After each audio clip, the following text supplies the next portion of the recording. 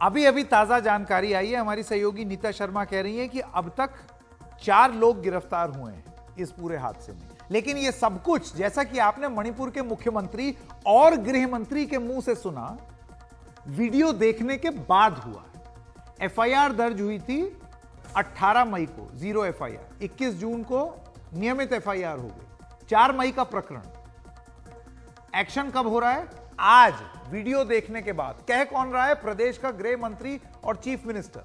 तो आज खबरों की खबर कार्यक्रम में मणिपुर के मुख्यमंत्री एन बीरेन सिंह से कुछ जरा सीधे सवाल हो जाए। चीफ मिनिस्टर साहब, आप राज्य के गृह मंत्री होने के बाद भी इस मामले का संज्ञान वीडियो लीक होने के बाद क्यों लिया आपने?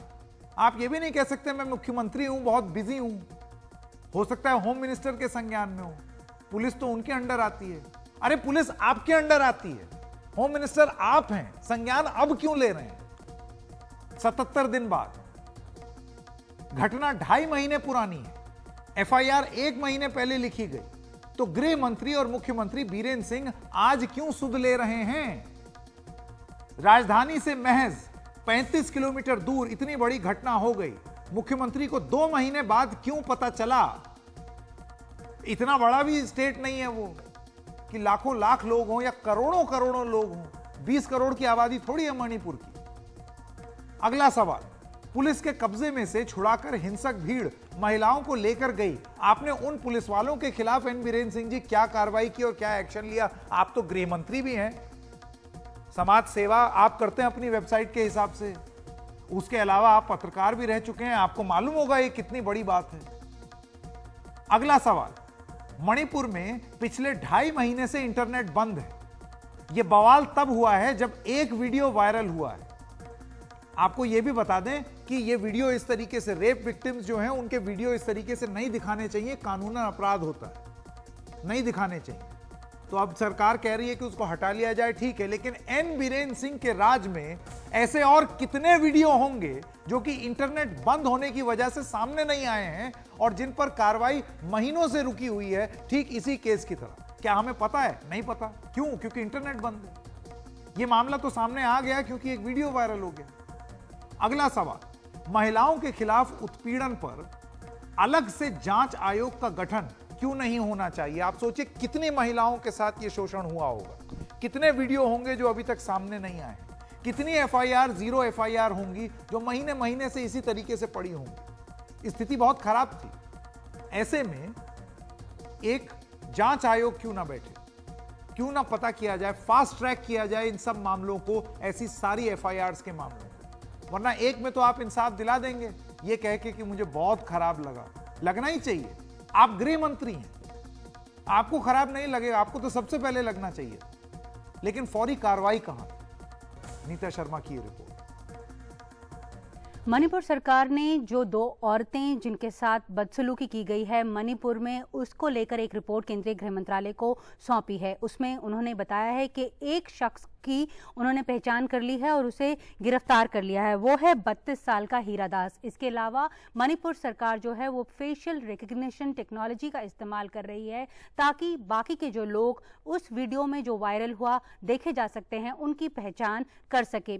ये तत्परता मणिपुर सरकार ने तब दिखाई जब केंद्रीय गृह मंत्री अमित शाह ने वहां के मुख्यमंत्री बीरेन सिंह से बात की और पूछा कि ये वीडियो वायरल हो रहा है, क्योंकि हमने अक्सर देखा है कि जब इस तरह के मॉब वायलेंस के केसेस होते हैं उनमें महिलाएं और जो बच्चे हैं उन पे ज्यादा बर्बरता जो है वो होती है और ज्यादातर देखा है कि आरोपी जो हैं वो बच निकलते हैं। इसे लेकर केंद्रीय गृह मंत्री ने आदेश दिए मुख्यमंत्री को कि इस तरह नहीं होना चाहिए और जो आरोपी हैं उनके खिलाफ सख्त कार्रवाई जो है वो की जानी चाहिए।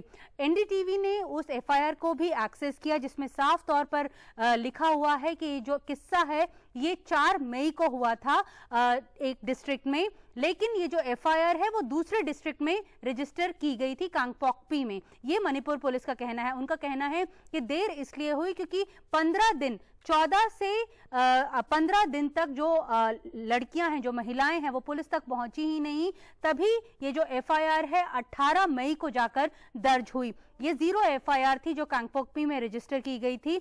उसके बाद ये जांच चलती रही और अब ये रेगुलर जो एफआईआर है उसे 19 जून को दर्ज किया गया है दूसरे पुलिस स्टेशन में। तो इसे लेकर सवाल किए जा रहे हैं, जिसके ऊपर केंद्र सरकार का ये दलील है कि जब वहां पर वायलेंस शुरू हुआ था तो जो रिलीफ और रेस्क्यू ऑपरेशंस वहां पर चल रहे थे उसके ऊपर फोकस था। इसके चलते जो इन्वेस्टिगेशंस हैं वो इतनी तेजी नहीं पकड़ पाई, लेकिन अब इस इन्वेस्टिगेशन में काफी तेजी आई है। साथ में उन्होंने ये भी हवाला दिया कि हाल फिलहाल में जो मणिपुर की जो कानून व्यवस्था की जो स्थिति है वो काफी बेहतर हुई है। उन्होंने 3 इंस्टेंसेस भी दिए, जैसे कि एक नागालैंड बहुल की एक महिला थी जिनका मर्डर हुआ था, उस केस में पुलिस ने जो है वो गिरफ्तारियां कर ली हैं। यही नहीं, एक इम्फाल में ट्रक बर्निंग इंसिडेंट हुआ था, उसमें भी 20 के लगभग जो लोग हैं वो गिरफ्तार किए जा चुके हैं। साथ में एक आईपीएस ऑफिसर के ऊपर 2 दिन पहले हमला हुआ था, उसमें भी 30 लोग जो हैं वो गिरफ्तार किए जा चुके हैं। यानी जो कानून व्यवस्था की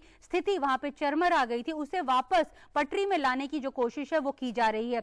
साथ में जो दोनों समुदाय हैं उनके बीच में बफर जोन्स जो हैं वो भी क्रिएट कर दी गई हैं ताकि वो आपस में भिड़े नहीं। जो पुलिस वालों के जो लेकर जो सवाल किए जा रहे हैं पुलिस वालों के काम करने के ऊपर, तो इसके ऊपर सीनियर ऑफिसर्स की ये दलील है कि पुलिस का तबका भी समाज से ही निकल कर आता है। तो ऐसे में उनसे अगर ये उम्मीद की जाए कि वो बिल्कुल निष्पक्ष होकर काम करेंगे तो ऐसा पिछले दिनों में नहीं हुआ। बहरहाल केंद्र सरकार ने अब काफी फोर्स वहां पर भेजी हुई है।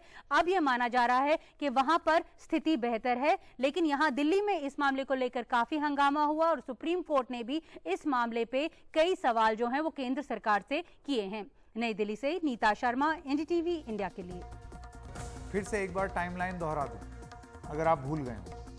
4 मई की घटना, 77 दिन पहले पहली 0 एफआईआर किसी दूसरे जिले में जो की थी वो थी 18 मई को, यानी कि 2 महीने पहले। नियमित एफआईआर 19 जून को, यानी कि 1 महीने पहले। एक्शन कब हुआ? एक्शन तब हुआ जब ये वीडियो वायरल हुआ, यानी कि अब, कल। तो सवाल तो सीधा यही है ना, 77 दिन पहले एक्शन क्यों नहीं? 2 महीने पहले एक्शन क्यों नहीं? 1 महीने पहले एक्शन क्यों नहीं? इस वीडियो के आने पर ही एक्शन क्यों? और एन बीरेन सिंह, अगर आप भूल गए हों, सूबे के मुख्यमंत्री के साथ साथ ये पुलिस आप ही की है, आप ही के मंत्रालय की है। तो इस चीज के पीछे नहीं छुप सकते कि मुझे आज पता चला। इस घटना पर पूरे देश में तीखी प्रतिक्रिया देखने को मिली है। Chief justice of India DY Chandrachud ने इस मामले में स्वतः संज्ञान लेते हुए यह कहा है कि सरकार कदम उठाए वरना हम उठाएंगे। केंद्र और राज्य ने क्या कदम उठाए हैं ये बताएं। इस घटना से हम बुरी तरीके से आहत हुए हैं। संवैधानिक लोकतंत्र में यह मंजूर नहीं है। महिलाओं को उपकरण बनाना स्वीकार्य नहीं है। संवैधानिक अधिकारों के हनन का मामला है। दोषियों के खिलाफ कार्रवाई सुनिश्चित हो और 28 जुलाई को इस मामले की अब अगली सुनवाई हो।